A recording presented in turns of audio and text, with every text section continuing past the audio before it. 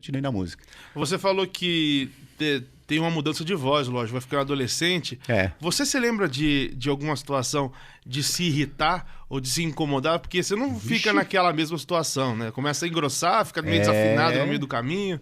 Cara, teve um show que eu fui fazer, eu me lembro até hoje. Eu tava cantando em Três Corações, Minas Gerais. Três Corações. E o show lotado, era um ginásio de esporte, e lotado, show lotado. E eu, já naquela fase transitória, eu tava com uns 14 anos, 13 para 14 anos, naquela fase bem difícil mesmo, sabe?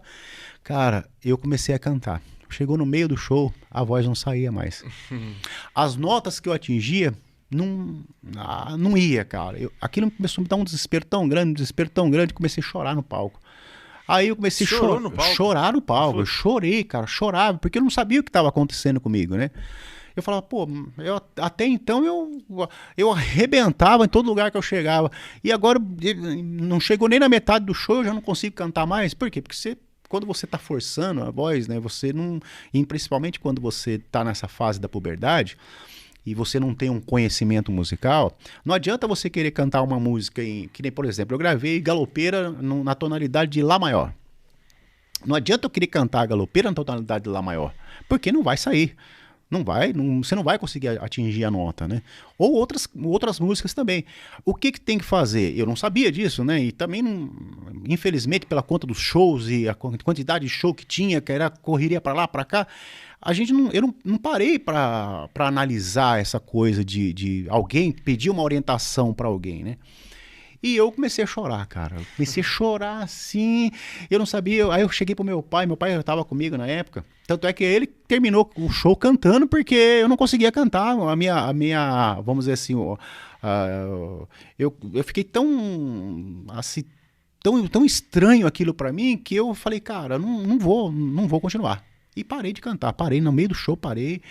E o povo não entendeu nada, eu expliquei, aí meu pai explicou, cantou mais umas músicas lá, terminou o show e tal, e fez o que meu pai cantava, né? E tudo bem, deu certo. E voltamos para São Paulo. E eu cheguei pro meu pai e falei, olha, não dá mais, eu não consigo cantar mais, não sei o que tá acontecendo. Aí ele falou, não, mas você vai cantar, fica tranquilo. Aí, por coincidência, tem um maestro que chama... Era no circo? O show ou não? Não, no ginásio de esporte. Ginásio de esporte. Lotado, cara. Na época era muita gente que ia me ver, né? Eu sei que eu cheguei em São Paulo de volta desses shows aí que eu estava fazendo em Minas Gerais. Eu creio que esse foi um dos últimos, assim, que eu realmente não conseguia cantar mais. Aí eu cheguei em São Paulo e fui... eu estava no escritório, lá na época do meu empresário, e apareceu lá esse maestro, um maestro chamado Pepe Ávila. Ele ia fazer uns arranjos para umas músicas que eu iria gravar. E quando eu sentei com o maestro para conversar com ele, né, sobre tonalidade, essas coisas, ele olhou para mim assim, ele falou, eu preciso te dar um conselho. Eu falei, o que é, maestro?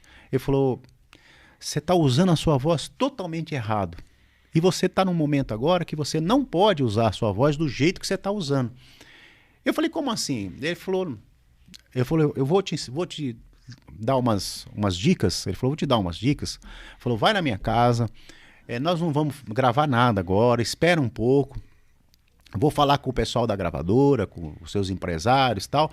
Nós não vamos gravar nada. Vamos esperar. Falei, tá bom. Aí você vai na minha casa que eu quero te orientar. E foi o maestro Pepe Ávila, ele que chegou para mim e falou assim, olha, você tem que mudar todos os seus tons para você começar a cantar. Você vai ter que fazer vocalização. Aí eu comecei a entender um pouco mais da música. Era na raça que você Era fazia. na raça. Aí ele falou, olha, você tem que estudar música assim, assado. Você tem que estudar vocalização, interpretação. Por quê? Você vai ter que mudar totalmente a sua forma de cantar. A sua voz continua aí. Porém, você vai ter que trabalhar ela diferente. Por quê?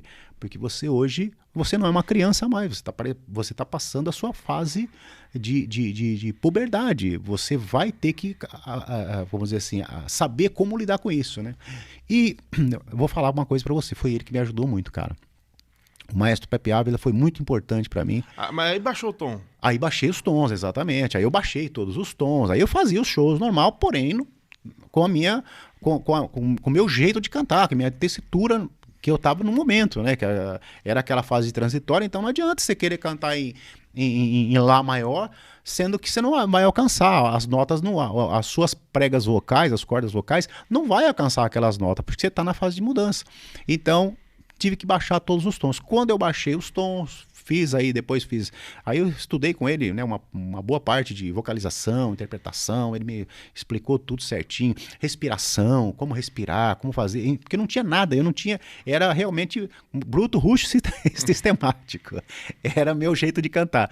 E aí foi aí que eu aprendi com esse maestro e que me deu assim, abriu realmente depois a minha visão musical, comecei eu já estava maiorzinho já também, comecei a trabalhar melhor essa questão de voz, tudo, né?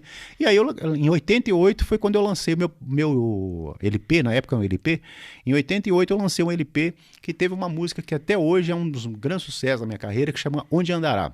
E Aonde Andará já foi trabalhado, a minha voz mais trabalhada.